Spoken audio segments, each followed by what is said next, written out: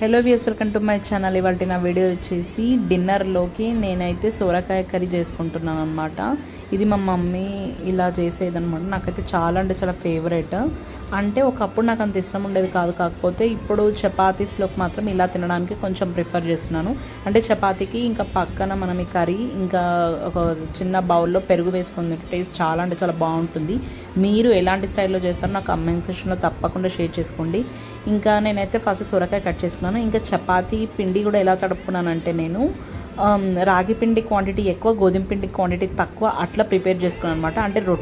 అంటే రొట్టెలు అలా చేసుకోవడం రాని వాళ్ళకు ఇది ఒక బెస్ట్ ఆప్షన్ అనే చెప్పొచ్చు. అంటే మనకు రాగి కూడా మంచిదే కాబట్టి సమ్మర్ టైంలో తింటే బాడీని కూడా కొద్దిగా కూల్ చేస్తుంది.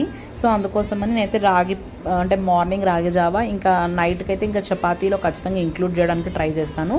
And by, please subscribe to my channel.